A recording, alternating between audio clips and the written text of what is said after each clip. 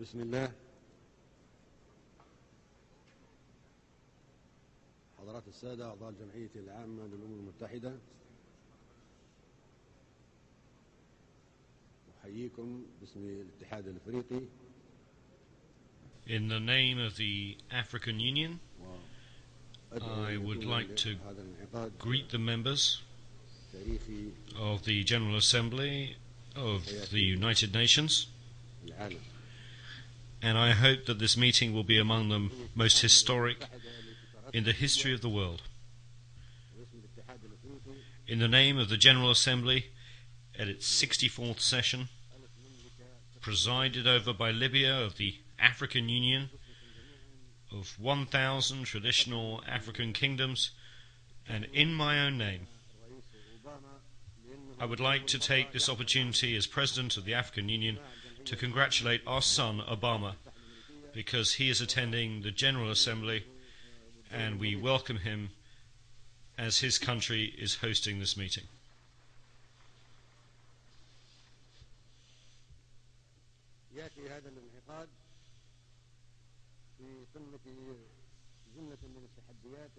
This session is taking place in the midst of so many challenges facing us, and the whole world should come together and unite its efforts to defeat the challenges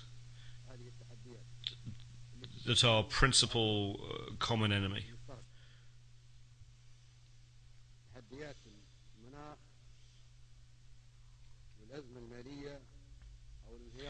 Those of climate change and international crises such as the capitalist economic decline,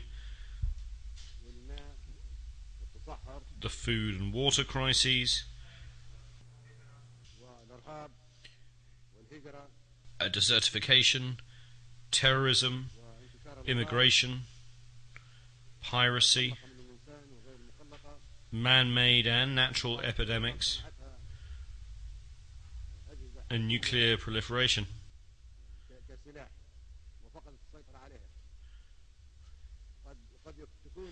Perhaps influenza H1N1 was a virus created in a laboratory that got out of control, originally being meant as a military weapon.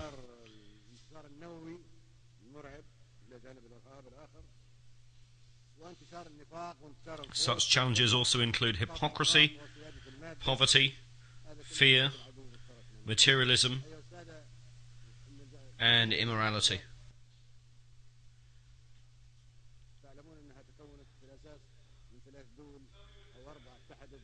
As is known, the United Nations was founded by 3 or 4 countries against Germany at the time.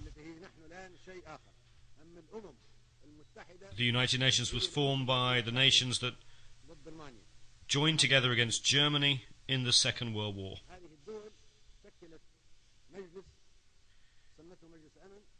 Those countries formed a body called the Security Council, made its own countries permanent members, and granted them the power of veto. We were not present at that time. The United Nations was shaped in line with those 3 countries and wanted us to step into the shoes originally designed against Germany. That is the real substance of the United Nations when it was founded over 60 years ago. That happened in the absence of some 165 countries, at a ratio of 1 to 8.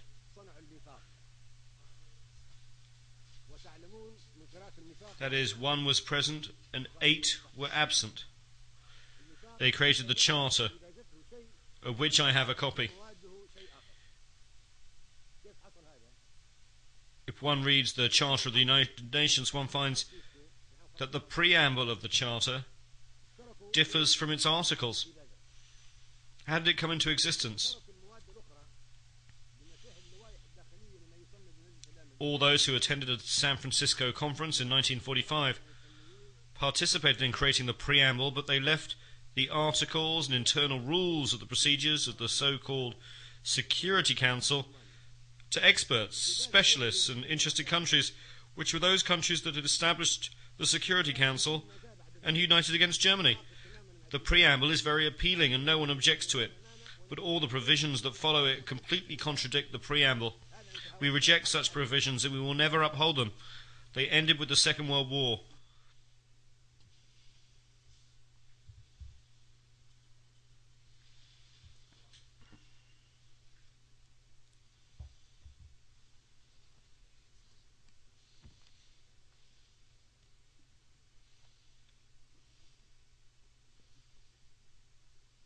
الديباجة تقول أن الأمم متساوية كبيرها وصغيرها. The preamble says that all nations, small or large, are equal. Are we equal when it comes to the permanent seats? No, we're not equal. The preamble states in writing that all nations are equal whether they are small or large. Do we have the right to veto? Are we equal? The preamble says that we have equal rights whether we are large or small. That is what is stated and what we agreed in the preamble. So the veto contradicts the Charter. The permanent seats contradict the Charter. We neither accept nor recognize the veto.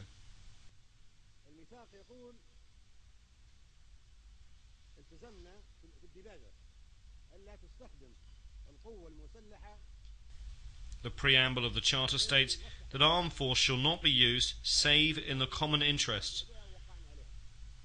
That is the preamble that we agreed to and signed, and we joined the United Nations because we wanted the Charter to reflect that.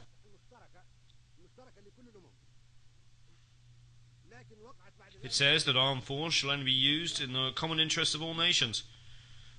But what has happened since then? 65 wars have broken out since the establishment of the United Nations and the Security Council. 65 since their creation, with the millions more victims than the Second World War. Are those wars and the aggression and force that were used in those 65 wars in the common interest of us all? No. They were in the interest of 1 or 3 or 4 countries, but not of all nations.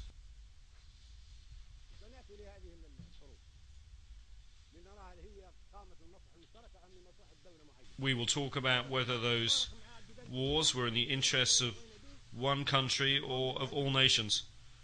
That flagrantly contradicts the Charter of the United Nations that we signed, and unless we act in accordance with the Charter of the United Nations to which we all agreed, we will reject it and not be afraid not to speak diplomatically to anyone.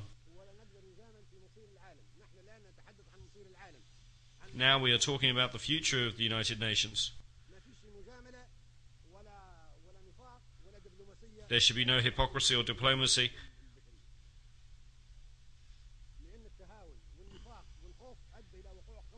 Because it concerns the important and vital issue of the future of the world. It was hypocrisy that brought about 65 wars since the establishment of the United Nations.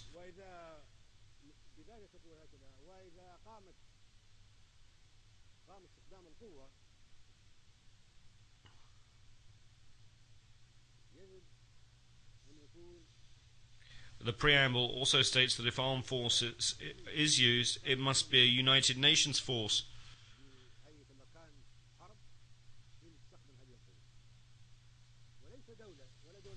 Thus military intervention by the United Nations with the joint agreement of the United Nations, not 1 or 2 or 3 countries using armed force.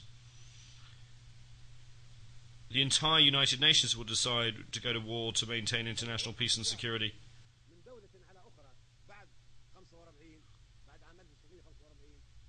Since the establishment of the United Nations in 1945, if there's an act of aggression by one country against another, the entire United Nations should deter and stop that act.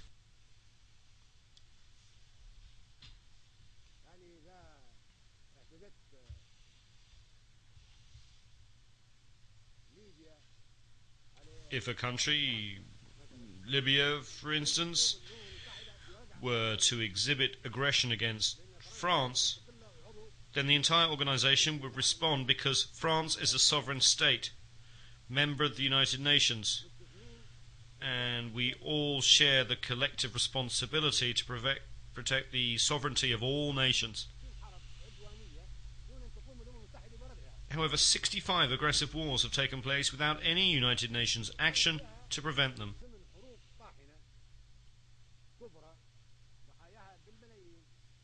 8 other massive fierce wars whose victims number some 2 million have been waged by member states that enjoy veto powers.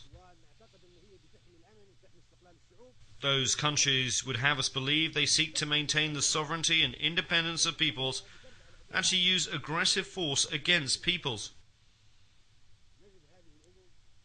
While we would like to believe that these countries want to work for peace and security in the world and protect peoples, they have instead resorted to aggressive wars and hostile behavior, enjoying the veto they granted themselves as permanent members of the Security Council. They have initiated wars that have claimed millions of victims.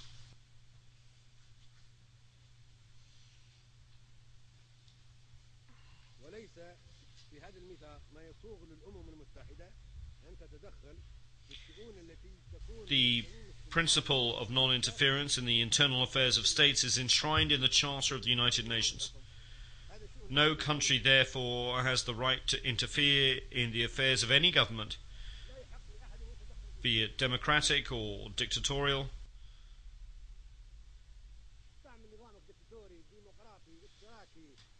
Democratic, dictatorial, socialist or capitalist, reactionary or progressive. This is the responsibility of each society. It is an internal matter for the people of the country concerned. The senators of Rome once appointed their leader Julius Caesar as dictator because it was good for Rome at that time. No one can say of Rome at that time that it gave Caesar the veto. The veto is not mentioned in the Charter.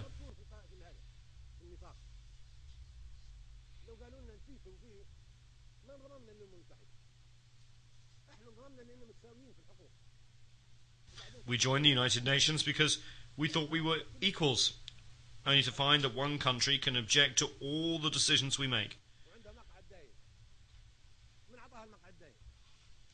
Who gave the permanent members their status in the Security Council?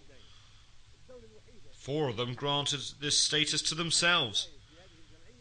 The only country that we in this assembly elected to a permanent member status in the Security Council is China. This was done democratically. But the other seats were imposed upon us in an undemocratically through a dictatorial procedure carried out against our will, and we should not accept it.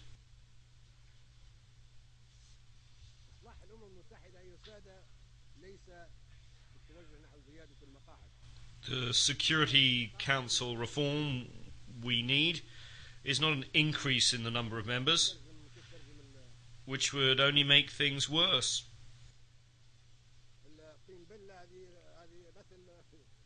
To use a common expression, if you add more water, you get more mud. It would add insult to injury.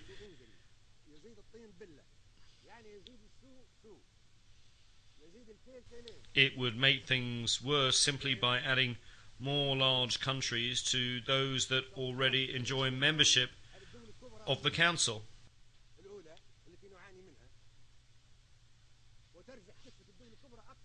It would merely perpetuate the proliferation of superpowers.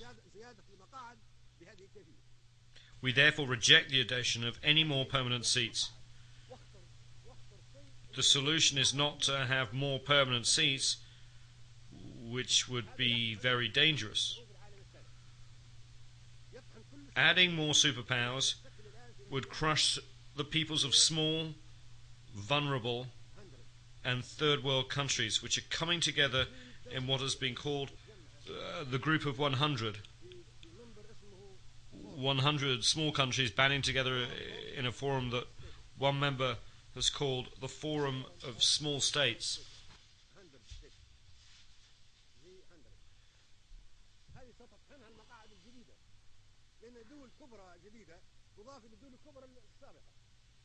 These countries would be crushed by superpowers were additional large countries to be granted membership in the Security Council. This door must be closed.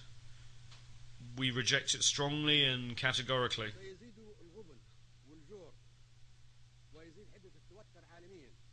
Adding more seats to the Security Council would increase poverty, injustice, and tension at the world level, as well as great competition between certain countries, such as Italy, Germany,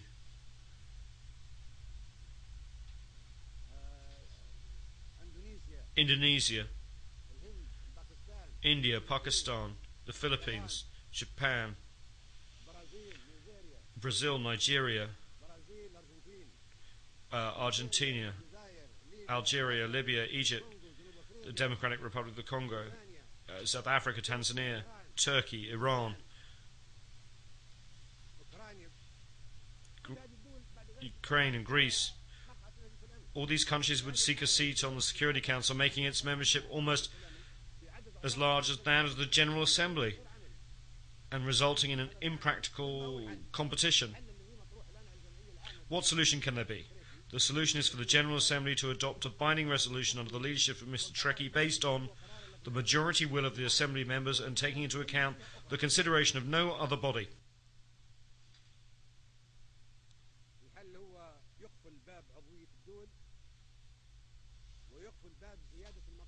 The solution is to close Security Council memberships to the admission of further states. This item is on the agenda of the General Assembly during the present session presided over by Mr. Trekkie. Membership through unions and the transference of mandates should supersede other proposals.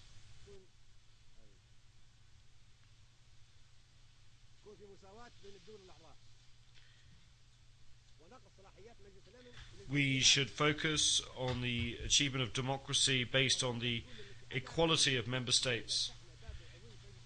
There should be equality among member states and the powers and mandates of the Security Council, and it should be transferred to the General Assembly. Membership should be for unions, not for states.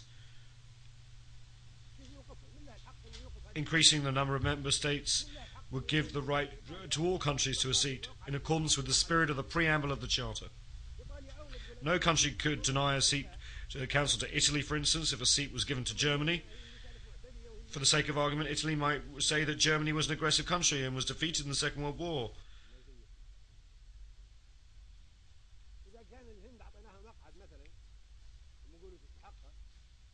If we gave India a seat, Pakistan would say that it too is a nuclear country and deserves a seat. And those two countries are at war. It would be a dangerous situation. If we gave a seat to Japan, then we should give one to Indonesia, the largest Muslim country, then Turkey, and then Iran and Ukraine would make the same claim. What could we say to Argentina or Brazil? Libya deserves a seat for its efforts in the service of world security by discarding its weapons of mass destruction. Then South Africa, Tanzania, Ukraine would demand the same. All these countries are important. The door to Security Council membership should be closed. This approach is a falsehood, a trick that has been exposed. If we want to reform the United Nations, bringing in more superpowers is not the way. The solution is to foster democracy at the level of the General Congress of the world, the General Assembly, to which the powers of the Security Council should be transferred. The Security Council will become merely an instrument for implementing the decisions taken by the General Assembly, which would be the Parliament, the Legislative Assembly of the world. This assembly is our democratic forum, and the Security Council should be responsible before it. We should not accept the current situation. These are the legislators of the members of the United Nations, and their resolutions should be binding. It is said that the General Assembly should do whatever the Security Council recommends. On the contrary, the Security Council should do whatever the General Assembly decides. This is the United Nations, the assembly that includes 192 countries. It is not the Security Council, which includes only 15 of the member states. How can we be happy about global peace and security if the whole world is controlled by only 5 countries?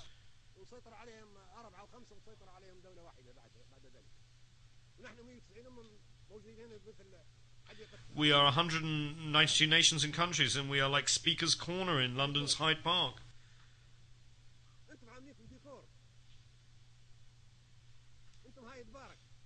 We just speak and nobody implements our decisions.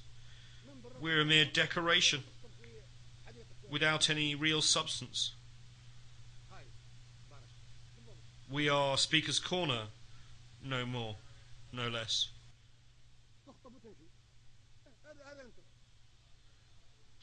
We just make speeches and then disappear. This is who you are right now.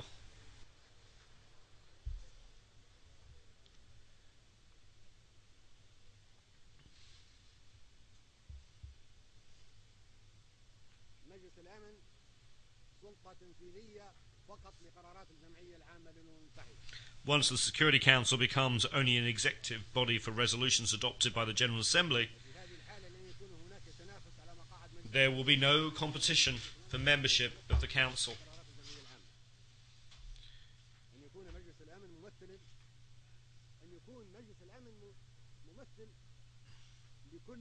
Once the Security Council becomes a tool to implement General Assembly resolutions, there will be no need for any competition.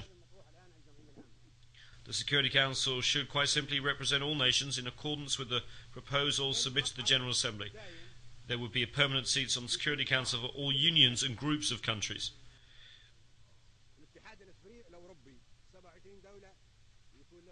The 27 countries of the European Union should have a permanent seat on the Security Council.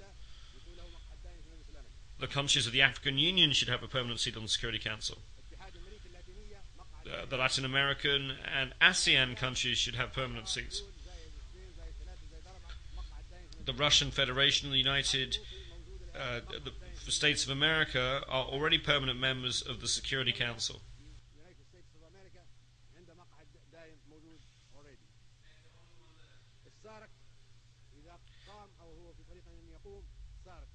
The Southern African Development Community, SADC, once it's fully established, should have a permanent seat.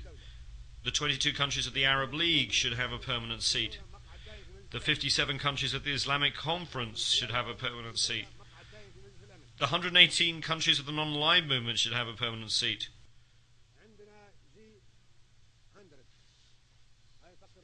Then there is the G100. Perhaps the small countries should also have a permanent seat. Countries not included in the unions that I have mentioned could perhaps be assigned a permanent seat to be occupied by them in rotation every 6 or 12 months. I'm thinking of countries like Japan and Australia that are outside organizations as ASEAN, or like the Russian Federation that is not a member of European or Latin American or African unions. This would be a solution for them if the General Assembly votes in favor of it.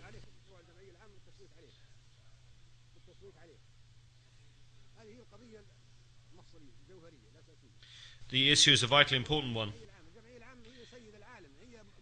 As has already been mentioned, the General Assembly is the Congress and Parliament of the world, the leader of the world. We are the nations, and anyone outside this General Assembly will not be recognized. The President of the Assembly, Mr. Ali Abdul Salam Treki, and Secretary General Ban Ki-moon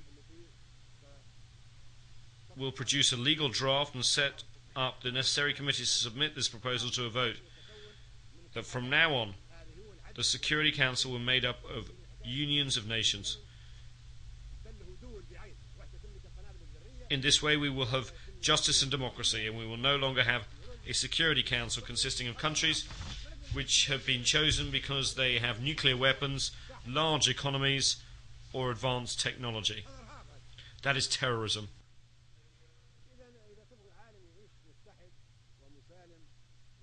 We cannot allow the Security Council to be run by superpowers.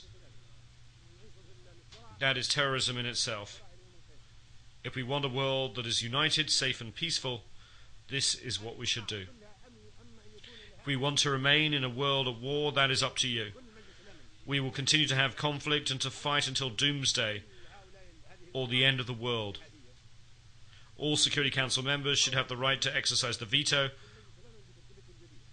or else we should eliminate the whole concept of the veto with this new formation of the Council. This would be a real Security Council. According to the new proposal submitted to the General Assembly, it will be an executive council under the control of the General Assembly, which will have the real power and make all the rules.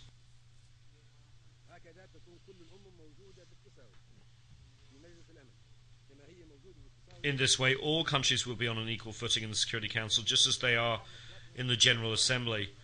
In the General Assembly, we are all treated equally when it comes to membership and voting. It should be the same in the Security Council.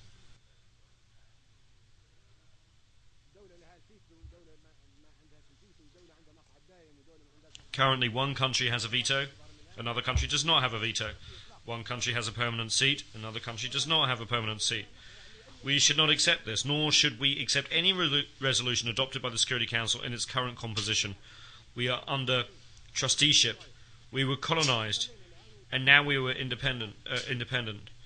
We are here today to decide the future of the world in a democratic way that will maintain the peace and security of all nations, large and small, as equals. Otherwise, it is terrorism. For terrorism is not just Al-Qaeda, but can also take other forms. We should be guided by the majority of the votes in the General Assembly alone. If the General Assembly takes the decision by voting, then its wishes should be obeyed and its decision should be enforced. No one is above the General Assembly. Anyone who says he is above the Assembly should leave the United Nations and be on his own.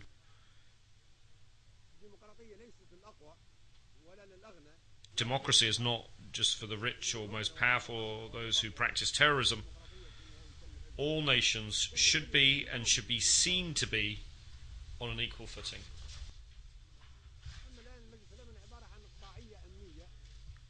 At present, the Security Council is security feudalism, political feudalism, for those with permanent seats, protected by them and used against us. It should be called not the Security Council, but the Terror Council.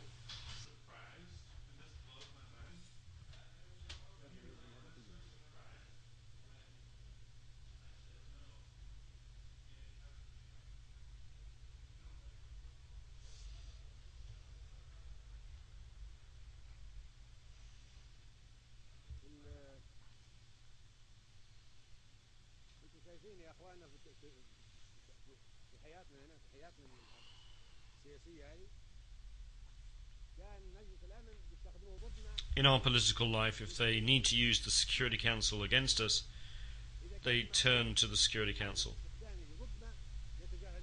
If they have no need to use it against us, they ignore the Security Council. If they have an interest to promote, an axe to grind, they respect and glorify the Charter of the United Nations, they turn to Chapter 7 of the Charter and use it against poor nations. If, however, they wish to violate the Charter, they would ignore it as if it did not exist at all.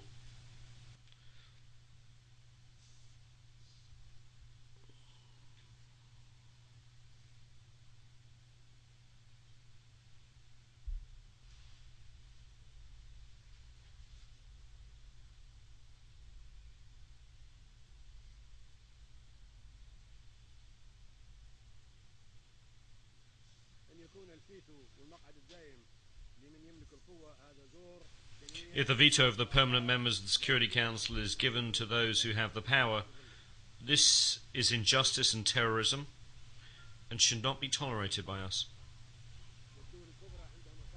We should not live in the shadow of this injustice and terror. Superpowers have complicated global interests. They use the veto to protect those interests. For example, in the Security Council, they use the power of the United Nations to protect their interests and to terrorize and intimidate the third world, causing it to live under the shadow of terror. From the beginning, since it was established in 1945, the Security Council has failed to provide security. On the contrary, it has provided terror and sanctions. It is only used against us. For this reason, we will no longer be committed to implementing Security Council resolutions after this speech, which marks the 40th anniversary.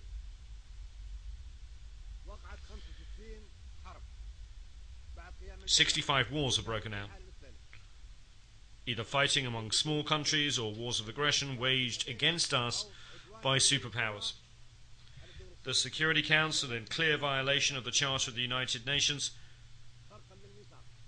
failed to take action to stop these wars or acts of aggression against small nations and peoples. The General Assembly will vote on a number of historic proposals. Either we act as one, or we will fragment. If each nation were to have its own version of the General Assembly, the Security Council and the various instruments and each will have to have an equal footing. The powers that currently fill the permanent seats would be confined to use of their own sovereign bodies, whether they be 3 or 4 of them, and would have to exercise their rights against themselves. This is of no concern to us. If they want to keep their permanent seats, that's fine. Permanent seats will be of no concern to us. We shall never submit to their control or to their exercise of the veto that was given to them. We are not so foolish as to give up the right of veto to the superpowers to use so they can treat us as second-class citizens and outcast nations. It's not we who decided that those countries are the superpowers and respected nations with the power to act on behalf of 192 countries.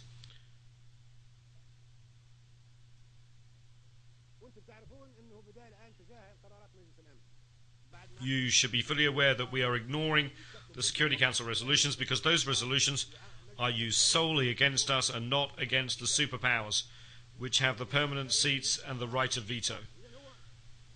Those powers never use any resolutions against themselves. They are, however, used against us. Such use has turned the United Nations into a travesty of itself and has generated wars of violations of the sovereignty of independent states. It has led to war crimes and genocides. All of this is in violation of the Charter of the United Nations.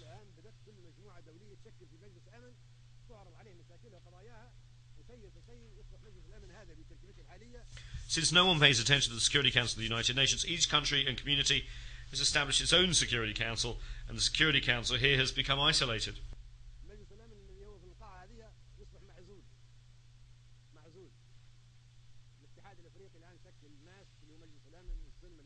The African Union has established its own Peace and Security Council. The European Union has established a Security Council, and Asian countries have already established their own Security Council soon. Latin America will have its own Security Council, as will the 120 non-aligned nations. This means that we've already lost the confidence in the United Nations Security Council, which has not provided us with security, and that's why we now are creating the new regional security councils. We are not committed to obeying the rules or the resolutions of the United Nations Security Council in its present form because it is undemocratic, dictatorial, and unjust.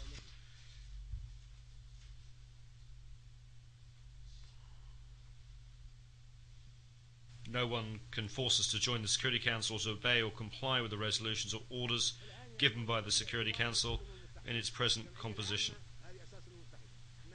Furthermore, there is no respect for the United Nations and no regard for the General Assembly, which is actually the true United Nations, but whose resolutions are non-binding.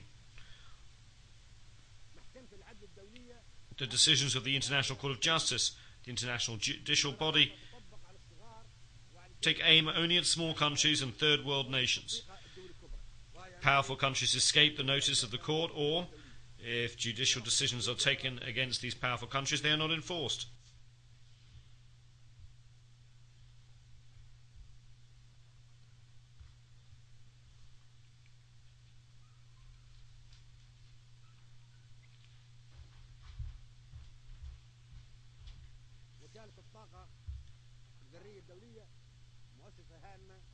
The International Atomic Energy Agency, IAEA, is an important agency within the United Nations. Powerful countries, however, are not accountable to it or under its jurisdiction.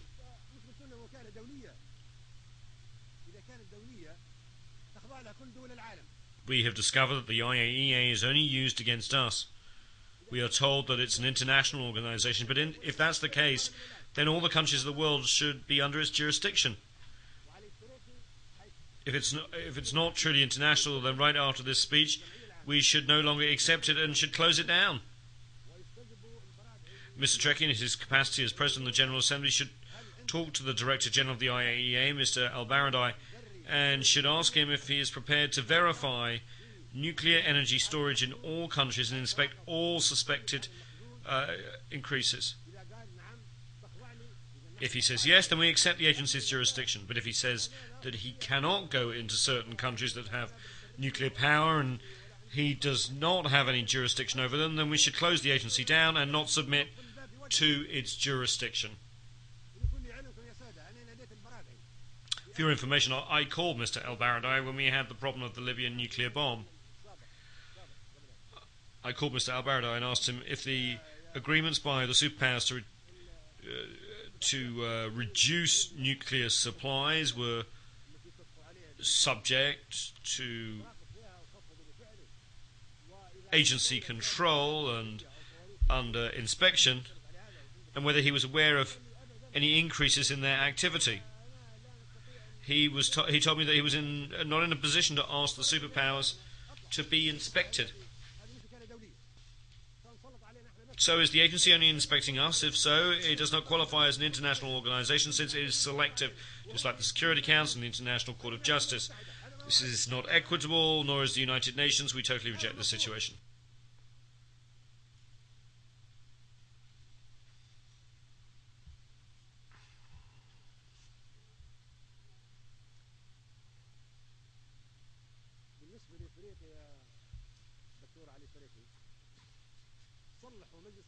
Regarding Africa,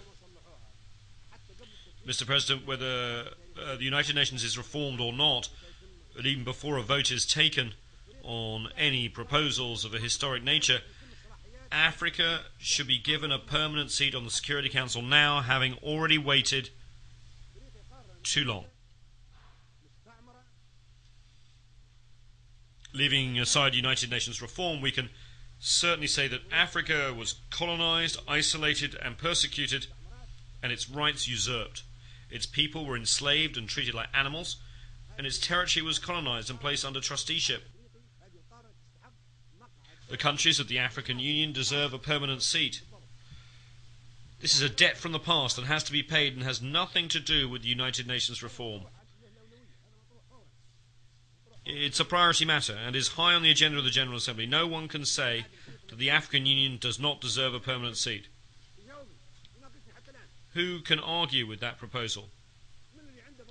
I challenge anyone to make a case against it. Where is the proof that the African Union or the African continent does not deserve a permanent seat? No one can possibly deny this.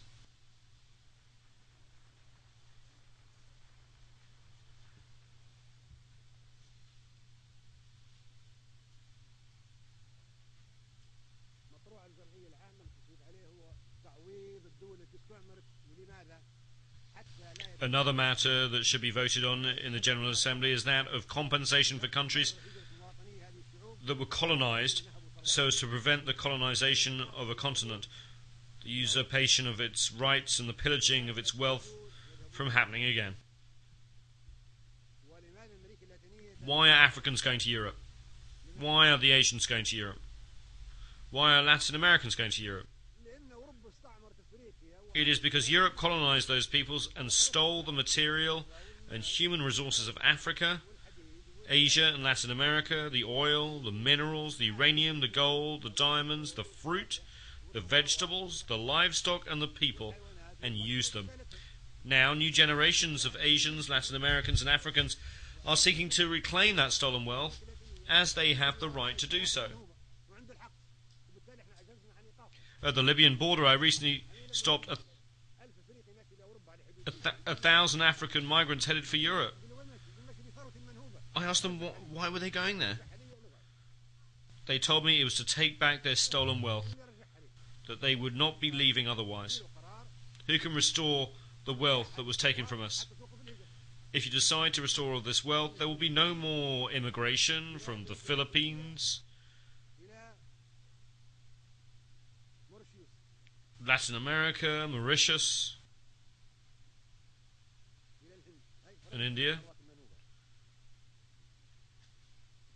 Let us have the wealth that was stolen from us. Africa deserves $777 trillion in compensation from countries that colonized it.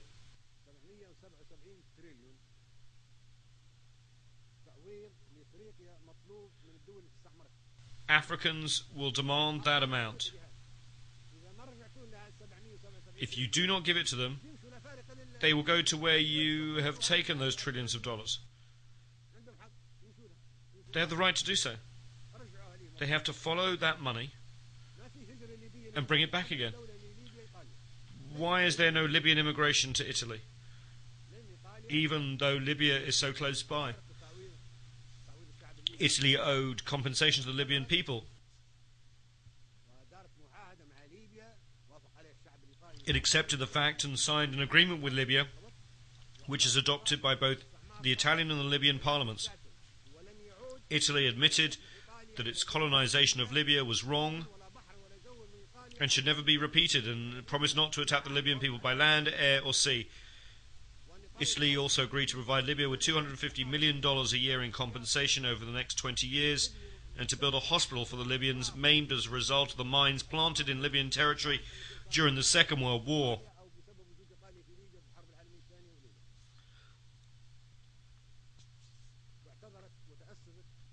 Italy apologized and promised that it would never again occupy the territory of another country.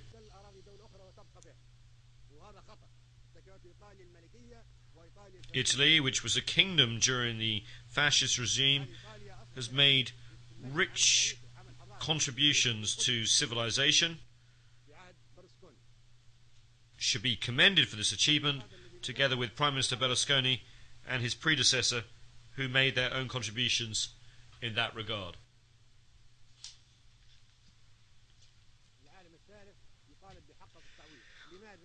Why is this third world demanding compensation? So that there will be no more colonization, so that large and powerful countries will not colonize, knowing that they will have to pay compensation. Colonization should be punished. The countries that harmed other peoples during the colonial era should pay compensation for the damage and suffering inflicted under their colonial rule.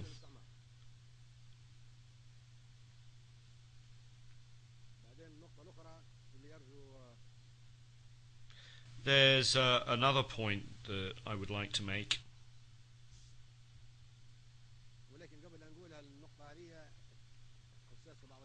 However, before doing so, and addressing a somewhat sensitive issue, I should like to make an aside.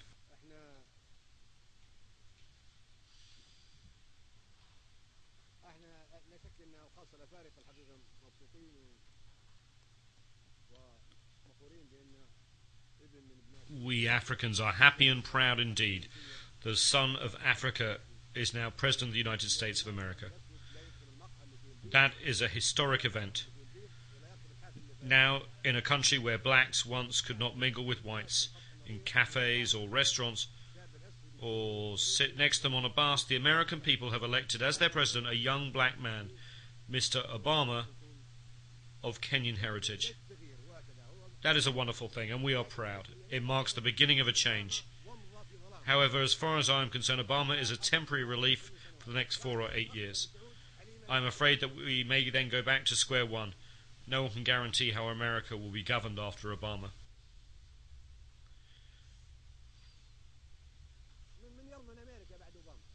We would be content if Obama could remain President of the United States of America forever.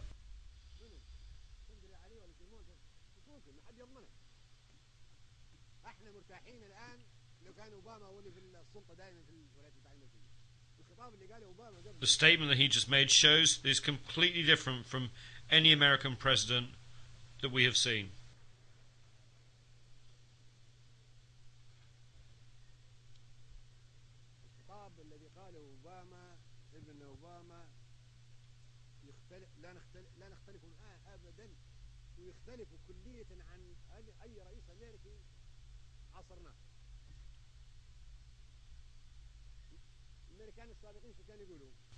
American presidents used to threaten us with all manner of weapons,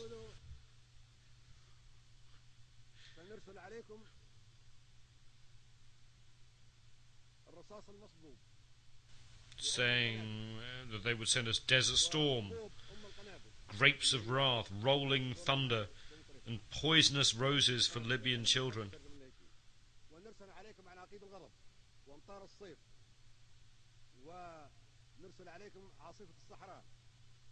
ونرسل عليكم الرعد المتداول ونبعثكم الورد السام لإطفال ليبيا عام 86. هذا المنطق كان لم يقف رئيس أمريكا على. That was their approach. American presidents used to threaten us with operations such as Rolling Thunder, sent to Vietnam, Desert Storm, sent to Iraq. سنرسل عليكم الرعد زاحف كما رسلت على فيتنام وسنرسل عليكم عاصفة الصحراء كما رسلتها للعراق وسنرسل عليكم عملية الفارس كما رسلتها على مصر عام 56. Musketeer sent to Egypt in 1956, even though America opposed it. وسنبعثكم الوردة السامة دورادو اللي هي أرسلها ريغن على أطفال. And the poisonous roses visited upon Libyan children by Reagan. Can you imagine? One would have thought that presidents of a large country with a permanent seat on the Security Council and the right of veto would have protected us and sent us peace. And what did we get instead? Laser-guided bombs carried to us on F-111 aircraft.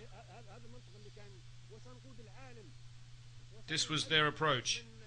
We will lead the world, whether you like it or not, and we will punish anyone who opposes us. What our son Obama said today is completely different. He made a serious appeal for nuclear disarmament, which we applaud.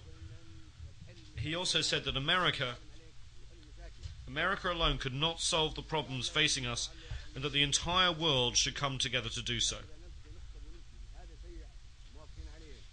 He said that we must do more than we are doing now, which is making speeches. We agree with that and applaud it. He said that we had to come to the United Nations to talk against one another. It is true that when we come here, we should communicate with one another on an equal footing. And he said that democracy should not be imposed from outside. Until recently, American presidents have said that democracy should be imposed on Iraq and other countries. But he said that this was an internal affair. He spoke truly when he said that democracy cannot be imposed from outside.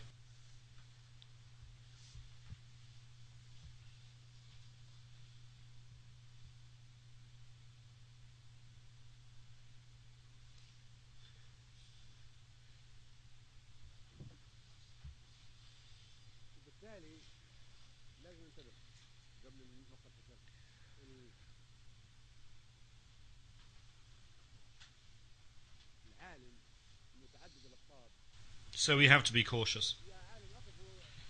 Before I make these sensitive remarks, I note that the whole world has so many polarities. Listen, should we have a world of so many polarities? Can we not have nations on an equal footing? Let's have an answer. Does anyone have an answer as to whether it's better to have a world of so many polarities. Why can we not have equal standing? Should we have patriarchs? Should we have popes? Should we have gods? Why should we have a world of so many polarities? We reject such a world and call for a world where big and small are equal.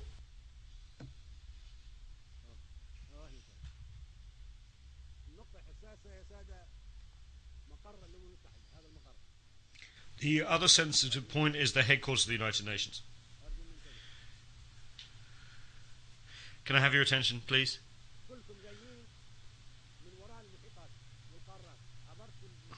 All of you came across the Atlantic Ocean, the Pacific Ocean, crossing the Asian continent or the African continent to reach this place.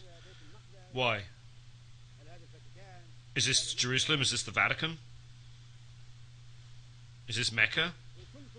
All of you are tired, you have jet lag and have sleepless nights.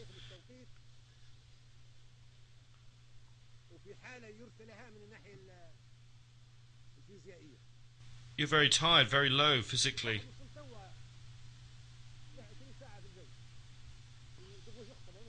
Somebody arrived just now, flying 20 hours. Then we want him to make a speech and talk about this. All of you are asleep. All of you are tired. It is clear that all of you are lacking energy because of having to make such a long journey. Why do we do that? Some of our countries are in night time and people are asleep. Now you should be asleep because your biological clock, your biological mind is accustomed to being asleep at this time. I wake up at 4 o'clock New York time before dawn because in Libya it's 11 in the morning. When I wake up at 11 it's supposed to be daytime. At 4 o'clock I am awake. Why? Think about it. If this was decided in 1945, should we still retain it? Why can we not think about a place that's in the middle, that is comfortable? Another important point is that America, the host country, bears the expenses and looks after the headquarters and diplomatic missions and looks after the peace and security of the heads of state who come here. They are very strict. They spend a lot of money. New York and all of America being very tight.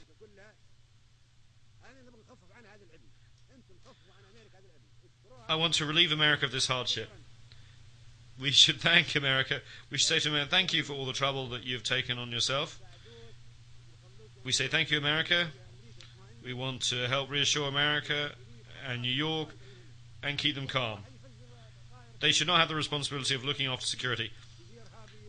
Perhaps someday a terrorist could cause an explosion or a bomb on a president. This place is targeted by Al-Qaeda, this very building.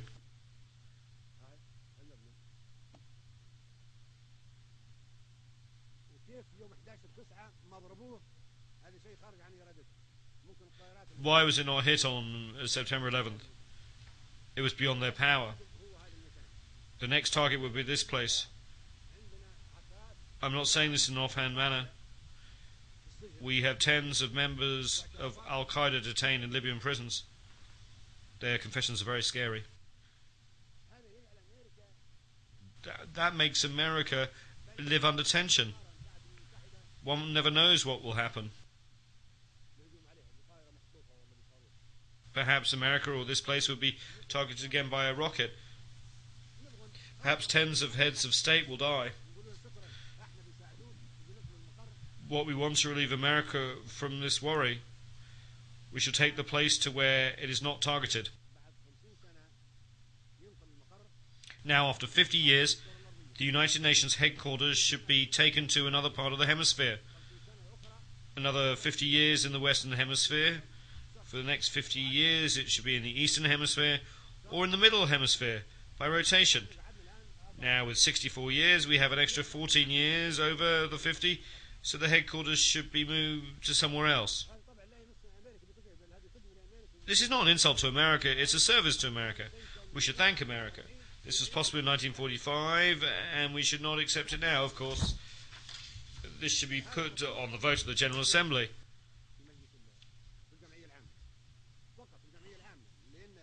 Only in the General Assembly, because in Section 23 of the Headquarters Agreement it says that the United Nations headquarters can be moved to another location only by a resolution of the General Assembly. If 51% of the Assembly approves relocation of headquarters, then it can be moved.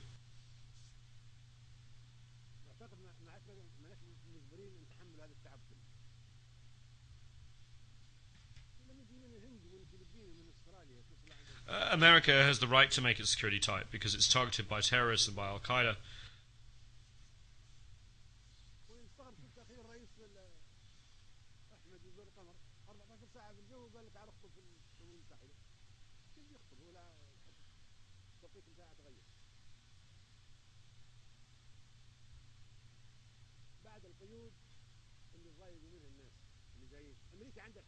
America has the right to take all security measures.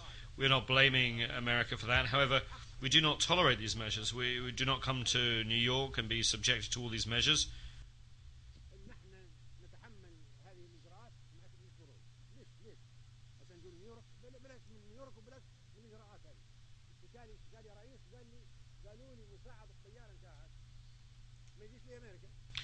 One president told me that he was told that his co-pilot could not come to America because there were restrictions. He asked how could he cross the Atlantic without a co-pilot? Why? He doesn't know how to come here. Another president complained that his honor guard could not come because there was some misunderstanding regarding his name when it came to granting a visa. Another president said his own doctor could not get a visa and could not come to America.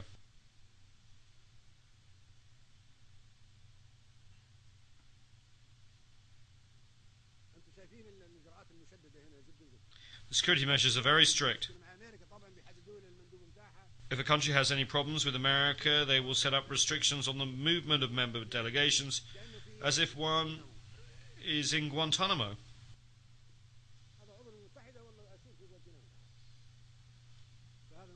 Is this a member state of the United Nations? Or is it a prisoner in the Guantanamo camp that cannot be allowed free movement? This is what is submitted to the General Assembly for a vote, moving the headquarters. If 51% agree, then we come to the second vote, to the middle of the globe or the eastern part. If we say we move the headquarters to the middle of the hemisphere, why don't we move it to Sirte or Vienna? One can come even without a visa. Once you come as president, Libya is a secure country. We are not going to restrict you to 100 or 500 meters. Libya has no hostile actions against anybody, and I think the same holds true of Vienna.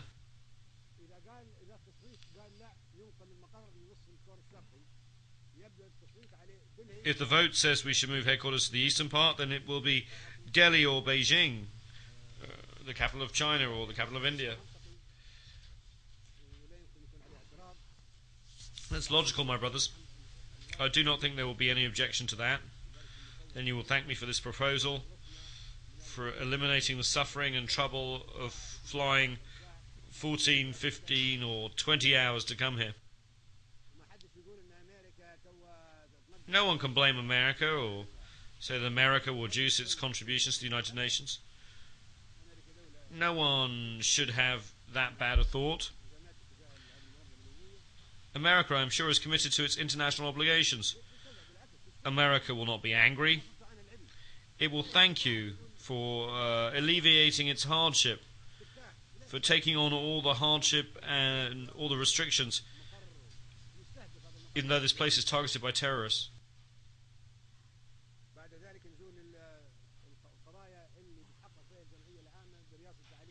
We come now to the issues that will be considered by the General Assembly. We are about to put the United Nations on trial. The old organizations will be finished and a new one will emerge. This is not a normal gathering.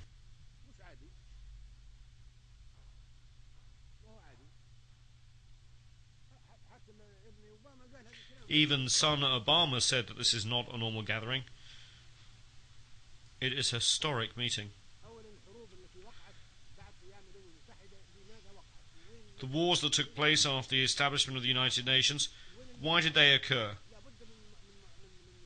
Where was the Security Council? Where was the Charter? Where was the United Nations? There should be investigations and judicial intervention. Why have there been massacres? We can start with the Korean War because it took place after the establishment of the United Nations. How did a war break out and cause millions of victims? Nuclear weapons could have been used in that war. Those who are responsible for causing the war should be tried and should pay compensation and damages.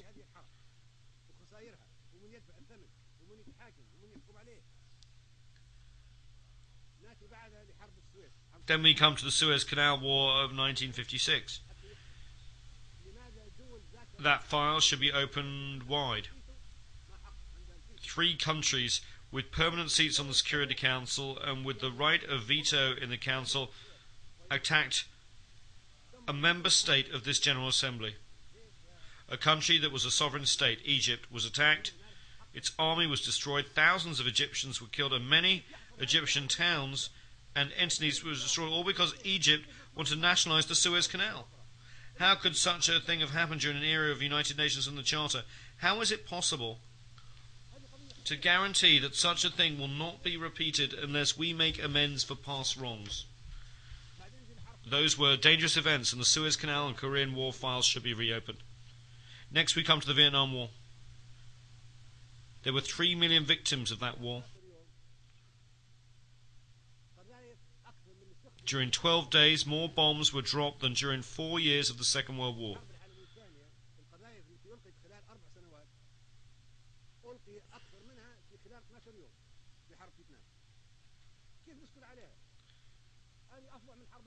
It was a fiercer war, and it took place after the establishment of the United Nations and after we had decided that there would be no more wars. The future of humankind is at stake. We cannot stay silent. How can we feel safe? How can we be complacent? This is the future of the world, and we who are in the General Assembly of the United Nations must make sure that wars are not repeated in the future. Then Panama was attacked, even though it was an independent member state of the General Assembly. 4,000 people were killed, and the president of that country was taken prisoner and put in prison.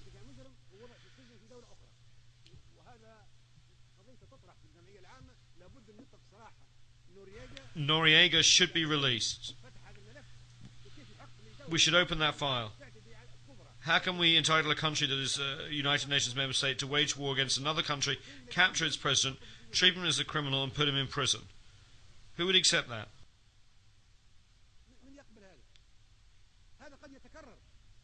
It could be repeated. We should not stay quiet.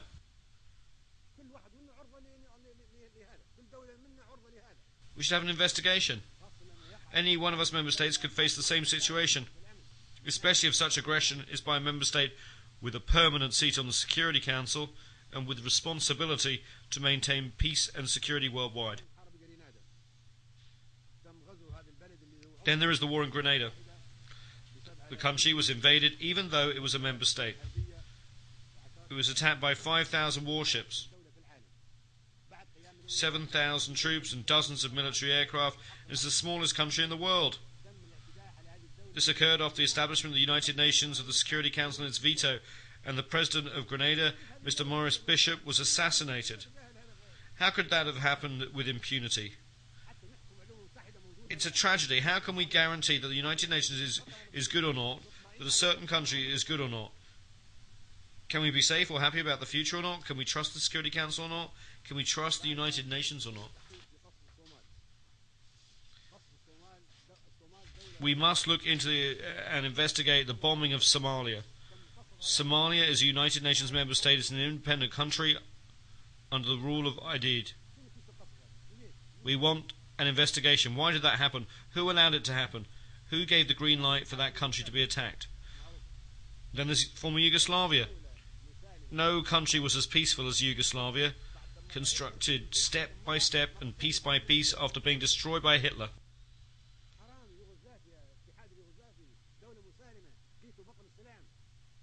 We destroyed it, as if we were doing the same job as Hitler.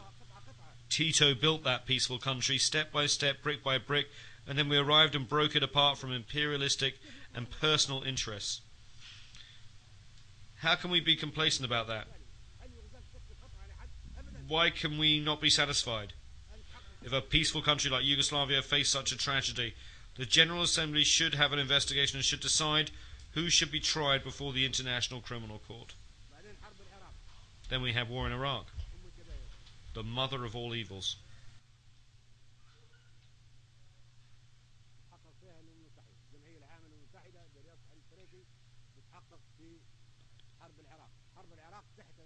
The United Nations should investigate that. The General Assembly, presided over by Mr. Trekkie, should investigate that. The invasion of Iraq was a violation of the United Nations Charter.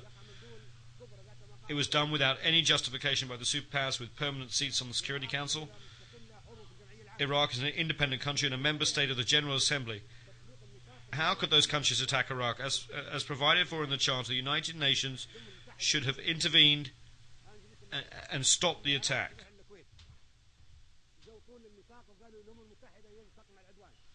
We spoke in the General Assembly and urged it to use the Charter to stop that attack.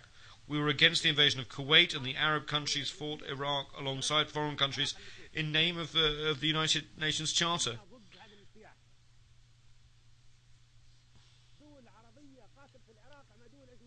In the first instance, the Charter was respected. The second time, when we wanted to use the Charter to stop the war in Iraq, no one used it, and that document was ignored. Why did that occur? Mr. Trekkie and the General Assembly should investigate to determine whether there was any reason at all to invade Iraq.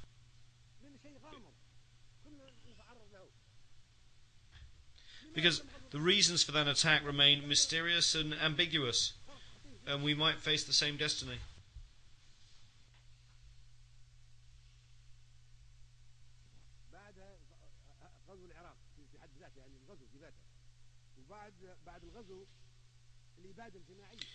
Why was Iraq invaded? The invasion itself was a serious violation of the United Nations Charter, and it was wrong. There was also a total massacre or genocide. More than 1.5 million Iraqis were killed. We want to bring the Iraqi file before the International Criminal Court, and we want those who committed mass murder against the Iraqi people to be tried. It's not easy for Charles Taylor to be tried, or Bashir to be tried, or for Noriega to be tried. It's all easy for them.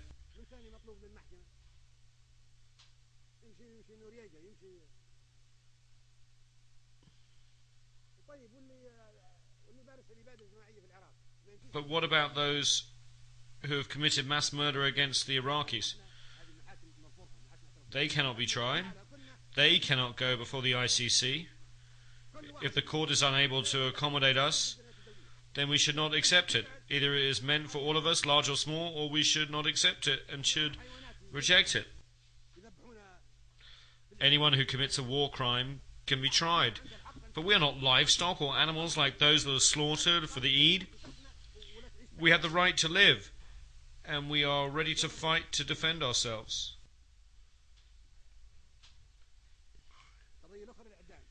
We have the right to live in dignity under the sun and on earth. They have already tested us, and we have withstood the test. There are other things as well. What is it that Iraqi prisoners of war can be sentenced to death? When Iraq was invaded and the president of Iraq was taken, he was a prisoner of war. He should not have been tried.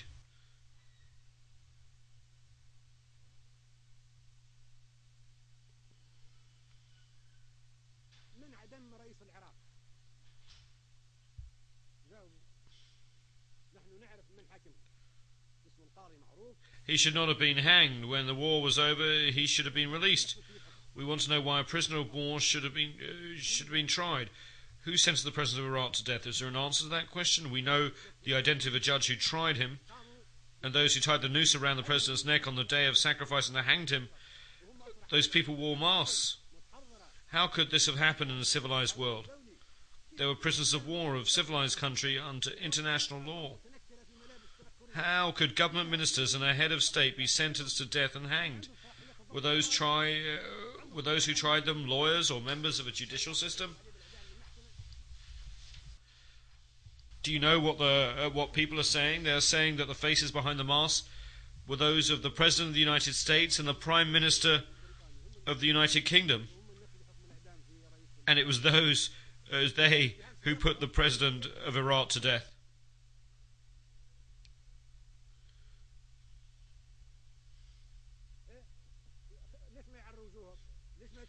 Why do the executioners not unmask their faces? Why do we not know their ranks? Why do we not know whether they were officers, judges, soldiers or doctors? How does it come to the President, the state member of the United Nations, was sentenced to death and killed? We do not know the identity of the executioners. The United Nations is duty-bound to answer these questions. Who carried out the death sentence? They must have legal status and official responsibilities. We should know their identities, and we should know about the presence of a physician and the nature of all the legal proceedings. That would be true for an ordinary citizen, let alone for the president of a state member of the United Nations who was put to death in this manner.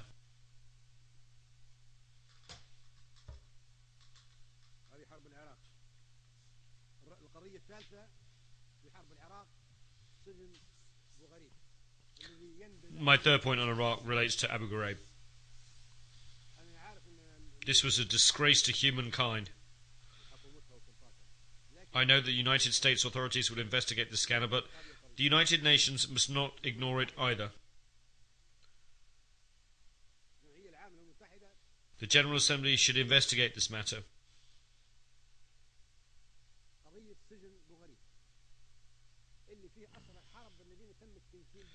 Prisoners of war held in Abu Ghraib prison were tortured.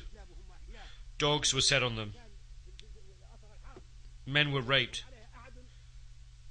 This is the unprecedented in the history of war. It was sodomy, and it was an unprecedented sin, never before committed by past aggressors or invaders. Prisoners of war are soldiers, but these were raped in prison by a state, a permanent member of the Security Council. This goes against civilization and humankind.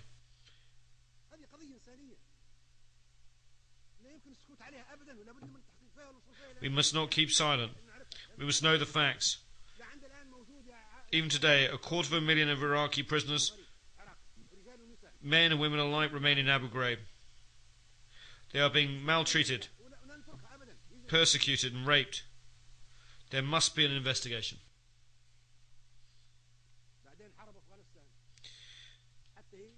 Turning to the war in Afghanistan, this too must be investigated.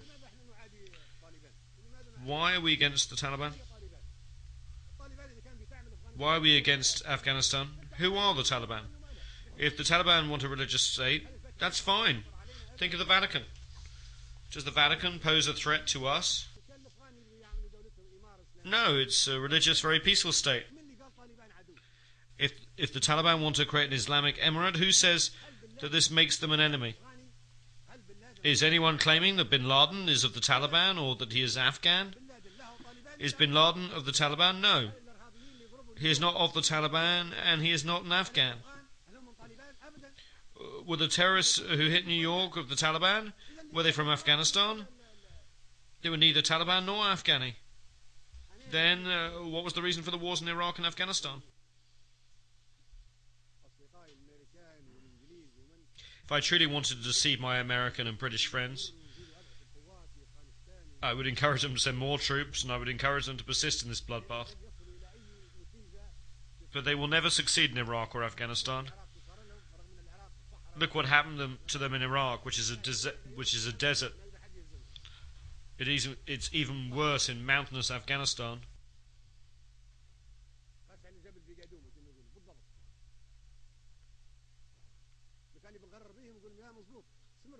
If I wanted to deceive them, I would tell them to continue the wars in Iraq and Afghanistan. But no, I want to save the citizens of the United States, the United Kingdom, and other countries who are fighting in Iraq and Afghanistan. So I tell them, leave Afghanistan to the Afghans. Leave Iraq to the Iraqis. If they want to fight each other, they are free to do so.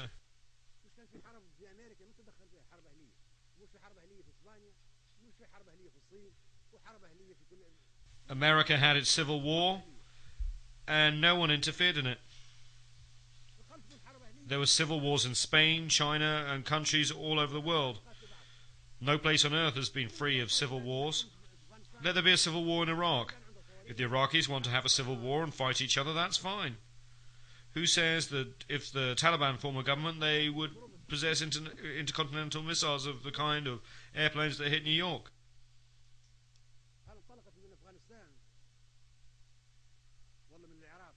Did those aeroplanes take off from Afghanistan or Iraq? No, they took off from American airports.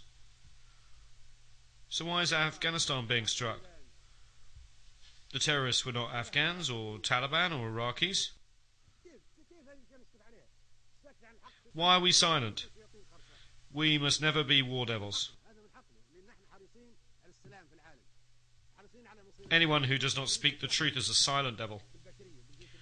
We are committed to international peace and security.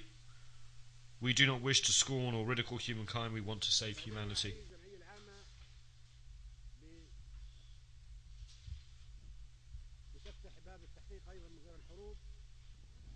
As President of the General Assembly, Mr. Ali Trekkie should open an investigation of the assassinations file, in addition to the war files. Who killed Patrice Lumumba and why? We merely want to record it in the annals of African history. We want to know how an African leader, a liberator, came to be assassinated. Who killed him? We want our sons to be able to read the history of how Patrice Lumumba, the hero of Congo's liberation struggle, was assassinated. We want to know the facts, even 50 years on. That is one file that should be reopened. And who killed Secretary General Doug Hammarskjöld? Who fired on his aeroplane in 1961 and why? And then there's the assassination of United States President Kennedy in 1963.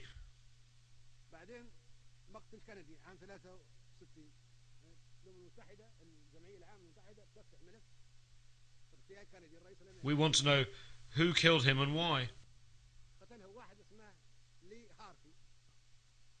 There was someone called Lee Harvey Oswald, who was then killed by one Jack Ruby.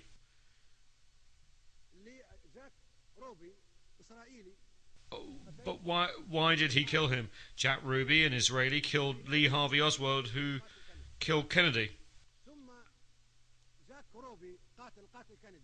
Why did this Israeli kill Kennedy's killer? Then Jack Ruby, the killer of Kennedy, die in mysterious circumstances before he could be tried.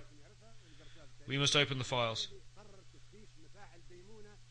The whole world knows that Kennedy wanted to investigate the Israeli Dimona nuclear reactor. This involves international peace and security and weapons of mass destruction. That is why we should open this file.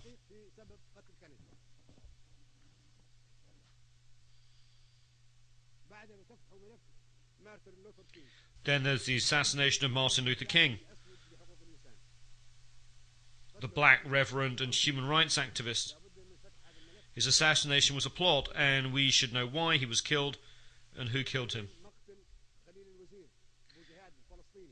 And then there was Khalil Wazir, or Abu Jihad, a Palestinian, was attacked. He was living peacefully in Tunisia, a member state, and that country's sovereignty was not respected. We cannot keep silent, even though submarines and ships were detected along the coast of Tunisia where he was killed. No one was accused or tried. Abu Yad was also killed, and we should know how he was killed. He was killed in ambiguous circumstances.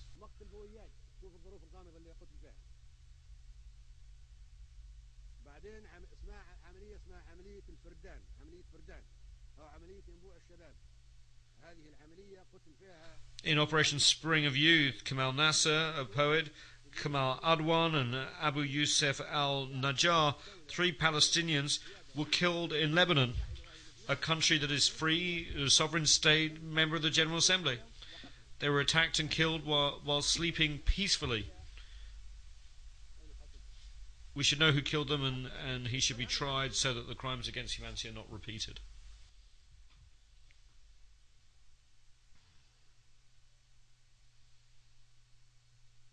كيف تم قتل موريس بيشوب بالاعتداء على جرناطة؟ قلناها احنا الاعتداء على جرناطة. We've already talked about the size of the force used in the invasion of Grenada. 7,000 troops, 15 battleships, dozens of bombers. قلنا جرناطة تم الهجوم عليها ب7,000 جندي و15 سفينة حربية وعشرات الطائرات المقنبلة. وقتل رئيسها بيشوب وهي عضو في هذه الجمعية. And President Bishop was killed even though Grenada was a member state. Those are crimes, and we cannot keep silent. Otherwise we will look like sacrificial beasts. We are not animals. Year after year we are attacked. We defend ourselves, our sons, our children, and we are not afraid. We have the right to live, and the earth is not destined for violence, but for us all. We can never live on this earth in such humiliation, so those are the wars.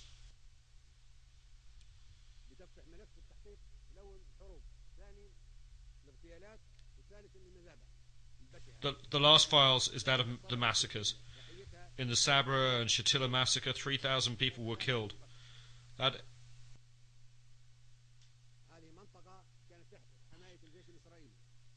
area was under the protection of the occupying Israeli army and was the site of huge and calamitous massacre in which 3,000 Palestinian men, women and children were killed. How can we keep quiet? Lebanon is a sovereign state. A member of the General Assembly was occupied. Sabra and Shatila were under Israeli control, and then the massacre took place. And then there was the 2008 massacre in Gaza. There were 1,000 women and 2,200 children among the victims killed in the massacre in Gaza in 2008.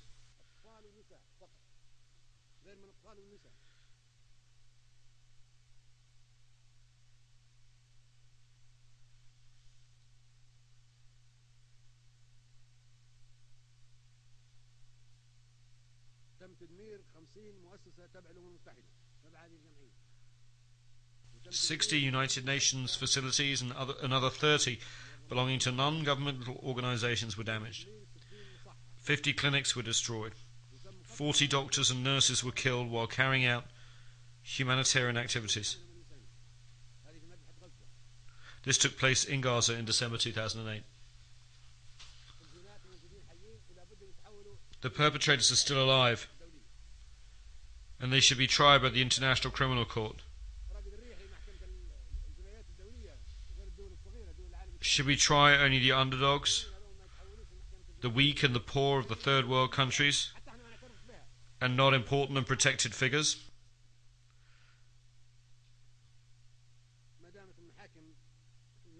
Under international law, they should all face trial for the consequences of the crimes that they have committed. Otherwise, the role of the ICC would never be recognized. If the decisions of the ICC are not respected or implemented, if the General Assembly and the Security Council mean nothing, and if the International Atomic Energy Agency serves only certain countries and organizations, then what is the United Nations? It would mean that the United Nations is nothing, and this is insignificant. Where is it? There is no United Nations. Then, while piracy may be a phenomenon of the high seas, a form of terrorism, we may talk about the piracy in Somalia. Somalis are not pirates. We are the pirates. We went there and usurped their economic zones, their fishing, their wealth. Libya, India, Japan, America, any country in the world. We're all pirates. We all entered the territorial waters and economic zones of Somalia and stole. The Somalis are protecting their own fish, their sustenance. They have become pirates because they are defending their children's food. Now we seek to address that matter in the wrong way. Should we send warships to Somalia? We should send warships to the pirates who have attacked and seized the economic zones and wealth of the Somalis and the food of their children. I met the pirates, and I told them that I would negotiate an agreement between them and the international community that respects the 200-mile exclusive economic zone under the law of the sea, and that protects all marine resources belonging to the Somali people. And that stops all countries from disposing of toxic waste along the Somali coast. In return, the Somalis would no longer attack any ships. We will propose and draft such an international treaty and submit it to the General Assembly. That is the solution. The solution does not lie in sending more military ships to fight the Somalis. That is not a solution. We are addressing the phenomena of piracy and terrorism in the wrong way. Today there is swine flu. Perhaps tomorrow there'll be fish flu. Because sometimes we produce viruses by controlling them. It is a commercial business. Capitalist companies produce viruses so that they can generate and sell vaccinations. This is very shameful and poor ethics. Vaccinations and medicine should not be sold.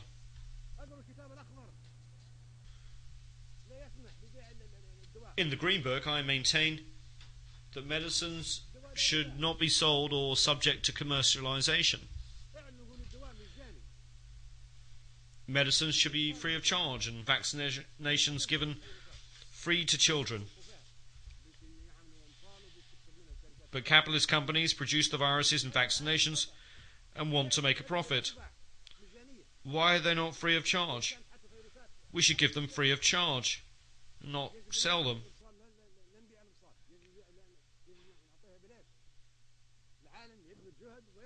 The entire world should strive to protect our people,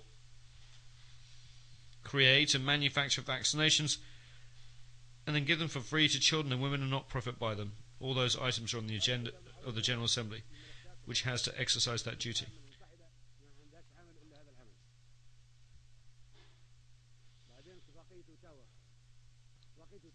The Ottawa Convention on Landmines forbids the production of landmines. That is wrong. Landmines are defensive weapons. If I place them along the border of my country and someone wants to invade me, they may be killed. That's all right, because they're invading me. The convention should be reconsidered. I'm not taking that defensive weapon to another country. The enemy is coming to me, and on the Al-Gaddafi website, I call for that treaty to be modified or annulled. This treaty should be modified or annulled. I want to use anti-personnel mines to defend my home against invasion. Eliminate weapons of mass destruction, not landmines, which are defensive weapons.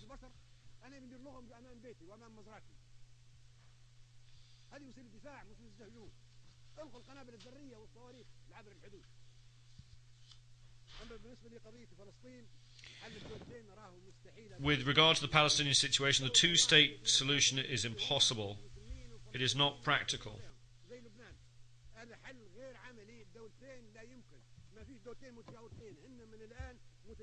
Currently, these two states completely overlap. Partition is doomed to failure. These two states are not neighbours. They are co-extensive in terms of both population and geography.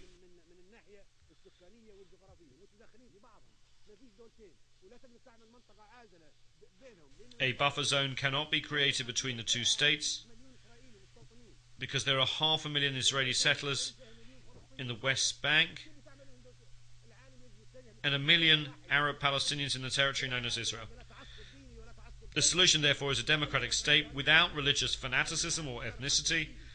The generation of Sharon and Arafat is over. We need a new generation in which everyone can live in peace. Look at the Palestinian and Israeli youth. They both want peace and democracy. And they want to live under one state. This conflict poisons the world.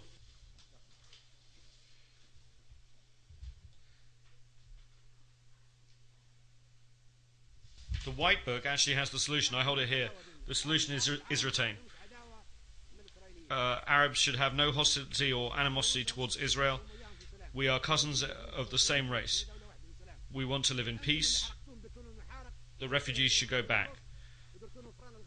You are the ones who brought the Holocaust upon the Jews. You, not we, are the ones who burned them. We gave them refuge. We gave them safe haven during the Roman era and the Arab reign in Andalusia and during the rule of Hitler.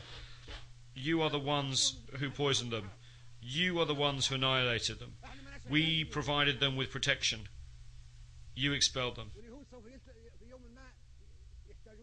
Let us see the truth. We are not hostile. We are not enemies of the Jews. And one day the Jews will need the Arabs. At that point, Arabs will be the ones to give them protection, to save them. And we hope, as we have done in the past. Look at what everybody else did to the Jews. Hitler is an example. You are the ones who hate the Jews, not us. In brief, Kashmir should be an independent state, neither Indian nor Pakistani. We must end that conflict. Kashmir should be a buffer state between India and Pakistan. With regard to Darfur, I truly hope that the assistance provided by the international organisations can be used for development projects, for agriculture, for industry and for irrigation. You are the ones who made it a crisis. You put it on the altar. You wanted to sacrifice Darfur so you could interfere in its eternal affairs.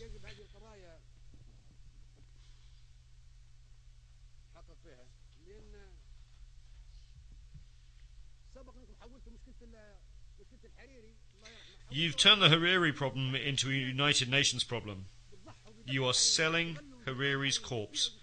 You just want to settle scores with Syria. Lebanon is an independent state. It has law courts, a judiciary and police. At this stage, it is no longer the perpetrators that are being sought. The real wish is to settle scores with Syria, not ensure justice for Hariri. The cases of Khalil al-Wazir, Lumumba, Kennedy and Hammarskjöld should also have been turned over to the United Nations if the Hariri case merits such attention.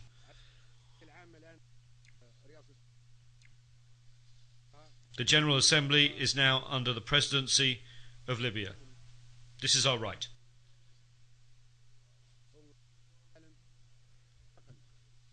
Libya hopes that you will assist in making the transition from a world fraught with crises and tension in a world which humanity, peace and tolerance prevail. I will personally follow up on this issue with the General Assembly.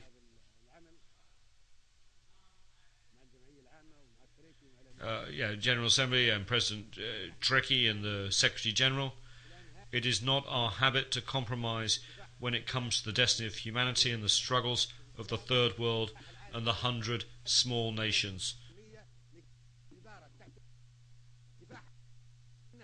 which should live in peace always.